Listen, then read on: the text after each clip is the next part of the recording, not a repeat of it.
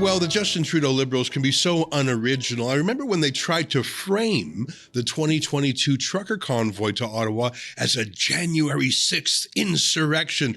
Oh, they wanted that to happen because they had watched the playbook south of the border that the Democrats and their friends in the media had used quite successfully. Alas, that didn't work because the truckers didn't break into anything. They were outside in the cold. It was the most peaceful, large protest in Canadian history. I think one of the reasons why Trudeau's framing didn't work, frankly, was because of independent media like Rebel News. The rest of the media were in on it. They wanted that to be terrified of the truckers, but when you saw the bouncy castles and the hot tubs, it was just hard to be scared. Had that festival feeling, as I say. Well, one of the other plays from the Democratic Party playbook in the States is to talk about Russia, Russia, Russia, and to accuse anyone who disagrees with Justin Trudeau of anything of being in collusion with Vladimir Putin. And it's sort of tough to defend against the accusation that you're in league with a foreign enemy.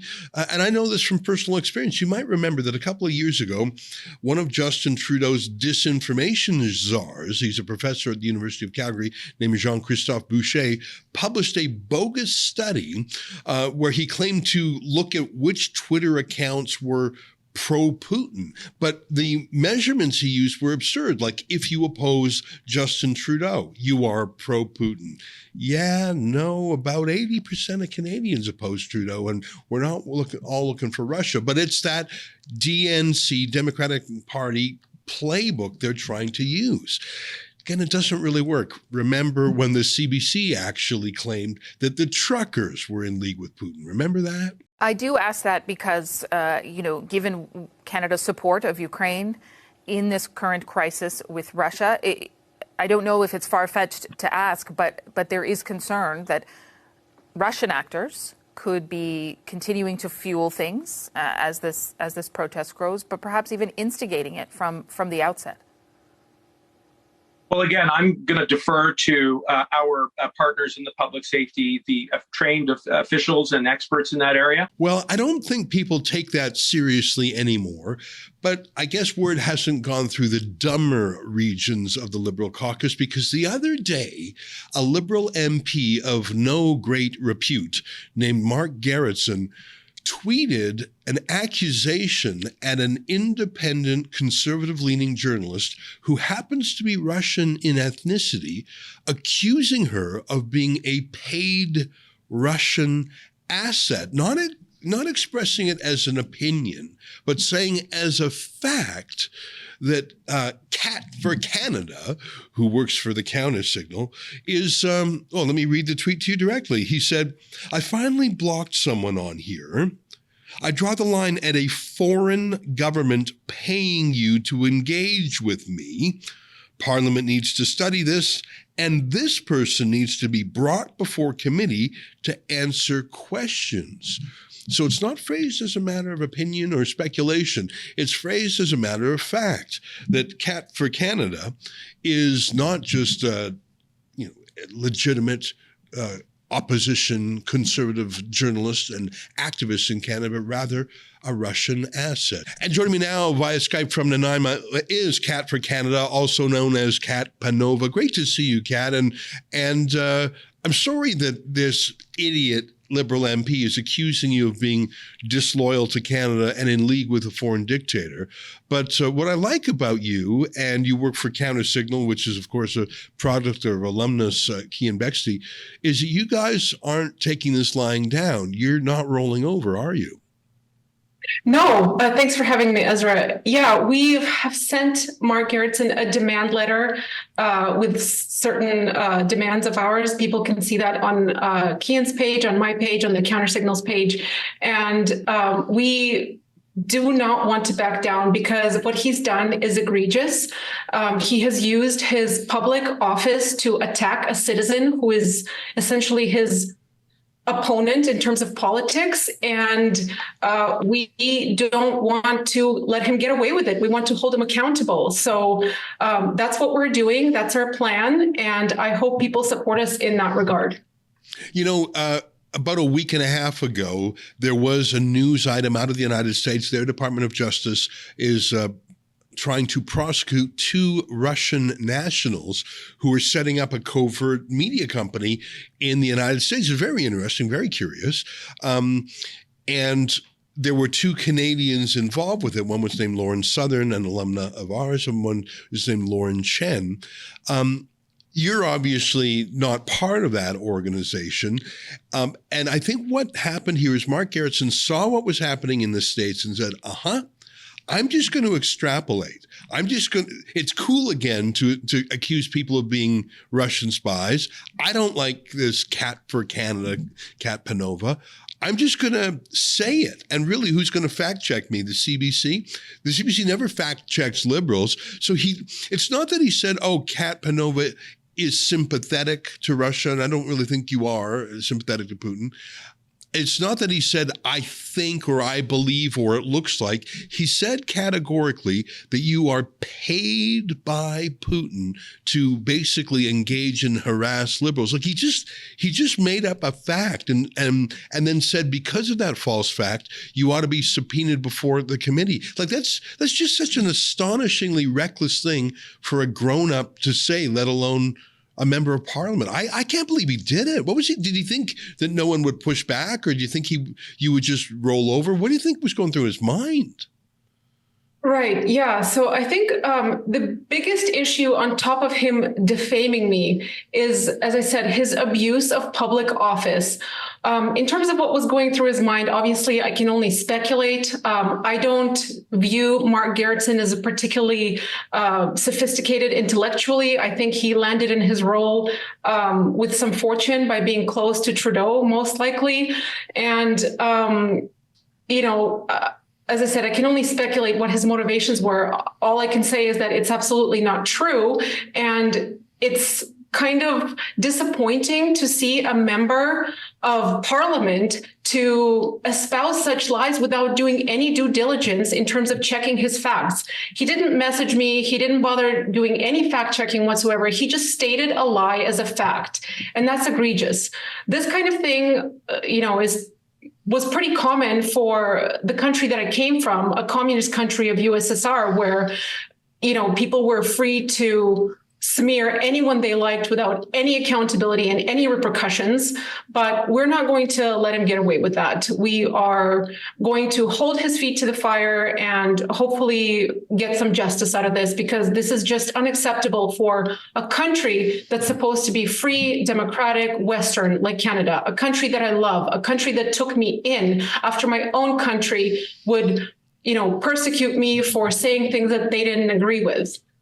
I think there's an ethnic angle here, too, because you're ethnically Russian. I think you're from Moldova originally, if I'm not mistaken. To be accused of being secretly in league, secretly paid by Putin, it's in a way, it's an ethnic attack. Oh, you're not actually a true Canadian. You're loyal to a foreign power. You're secretly taking money under the table. It would be like if someone said, Ezra, you're not actually pro-Hamas. You're just getting paid by Benjamin Netanyahu to say propaganda. It would sort of undermine. I mean, obviously that's not true, but if someone were to make that accusation, and say, I know for a fact you are being paid by Netanyahu to undermine, the accusation of dual loyalty, you're a Jew, so you're not really loyal to Canada. That's what they're doing to you. And again, it's not that they're saying, oh, it looks like it, or maybe, or he's saying it as an incontrovertible fact. You know what? Members of parliament and senators have pure immunity. They have absolute privilege for what they say in parliament. You can get up in parliament and accuse someone of murder falsely. You'll be disciplined by the speaker, but you can't be sued in defamation law. So maybe he's used to saying stupid things because no one can touch you when you're in parliament. But on Twitter, you say stupid things. Most of the time, people just laugh at you. But he's defamed you. And I hope you go after him, by the way, the way that we're suing that Jean-Christophe Boucher for accusing us of being Russian assets. Yeah, so that's the plan. As I've said, we've sent our demand letter, and I hope we can pursue it further. If he doesn't fold, we will pursue it further because, being defamed obviously doesn't feel good. And it's not a huge issue when it's some random anonymous troll on X who's just tweeting at you with not much of an audience or anything like that. But it's a whole other story when it's a member of parliament coming after a citizen without any evidence and making such egregious accusations. And, I'm just a girl on Twitter. I'm a single mom, and there has been some extremely unpleasant backlash after Gerretsen has posted that tweet. And to say the least, it doesn't feel good, and at worst, I feel a little bit unsafe sometimes because of my political views, because it's, the people on the left feel very emboldened to attack people and say egregious things about you if they don't agree with you politically. So it's quite concerning. Yeah. Well, after you and Kian Bexley, and I actually wrote a tweet about this subject myself. I have too much familiarity with defamation law. I think Gerretsen sort of either he got spooked or someone said, "Yeah, buddy, you've gone too far." And so he deleted the original tweet, but he didn't apologize and he didn't retract and he didn't correct. He wrote some. Well, let me just show you what he wrote. He said, "Okay, my language may not have been that clear. I find Kat Kanada's," and he put the wrong name there, "content to be divisive, alarmist, and deeply offensive. The Press Progress report of the video of Katrina with Lauren Southern and Press Progress's report of the video's alleged connection to a Russian influence campaign is deeply alarming." And then he says, "I'm not interested in interacting with or amplifying that kind of division. So I'm going to be blocking Katrina because of her connection to that mess. I am not alleging that Katrina herself was paid by the Russians." Well, actually, that's exactly what he did allege. And he's saying you're connected to the mess. Like he sort of restates it. He pretends that he wasn't clear. I don't think he's taken legal advice. What he did there did not undo the damage of over 150,000 people saying the original. I think you got to sue. Maybe people occasionally say, "Ezra, you're too litigious." Well, when politicians do bad things, like when Stephen Guilbeault and others block citizens from Twitter, when David Lametti tried and destroy public records, sometimes you have to go to court to get these people's attention because they just ignore you when all you do is use your voice. I don't know. I hope you go through with it. I hope you take this guy to task, not just to cure him of his slanders, but as a message to other Liberal MPs and other politicians of all stripe that they should treat citizens with respect. Absolutely, yeah. So I hope that we can pursue this matter to the full extent, because I do want to hold people like that to account, because I don't want to let them get away with smearing the average citizen over and over without any repercussion. Because, if we let them get away with it once, we let them get away with it twice, 3 times, then they can just, say whatever they want to say. And if we don't fight back, they can just say, well, they didn't fight back. It must be true. So I don't want to give him any inches to smear Canadian citizens and to push lies about a person without even doing any basic fact checking. And so our plan is to push it as much as we can to hold Gerretsen to account. And hopefully that will be a warning for anyone else who would be so carelessly willing to smear the average Canadian just because they oppose them politically, Ezra. Yeah. I see this a lot from Trudeau, from Chrystia Freeland. They really like to accuse their critics, like they accuse Pierre Poilievre all the time of being a Putin asset. And I think it's just sort of the go-to slur in the Liberal Party. And if you sue Gerretsen for yourself, I think that'll chill out all the Liberals that say, "Oh, so you get sued if you say that falsely. We should be more careful in what we accuse people." I hope you sue because I think it'll cure the whole Liberal government of this slander, and it'll probably save many other people from being. And the thing is, it causes damage. because you're denounced as a professional. People don't take you seriously anymore. As a person, maybe some people doubt your ethnic loyalty to the country. I think it was a really nasty thing. Last word to you. You got your crowdfunding, the litigation at suegerretsen.com. Am I right? What's next? Are you waiting for him to respond? What happens if he doesn't give in to your demands by the deadline? Yes. So, yes, if he doesn't fold after our initial demands that we sent in, we plan to pursue this. If people want to chip in to help us out, because we don't have endless piles of taxpayer money to burn through like the Trudeau Liberals do, people can support us at suegerretsen.com if they want to help us win this fight and if they want to help us hold Gerretsen to account. And we're just hoping that people are supporting us. We're hoping people can donate because, as I said, it's very expensive, and we want to pursue this to the fullest extent possible. Well, I believe in using lawyers in battles.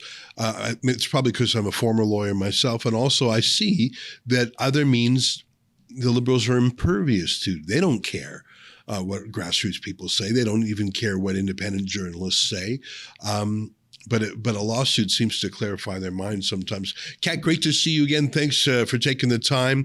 And it's nice to chat with you. I like the fact that you guys stand up to the Liberals. We do too, which is why we're always battling them in the court of opinion as well as the court of law. We'll keep following you on Twitter also.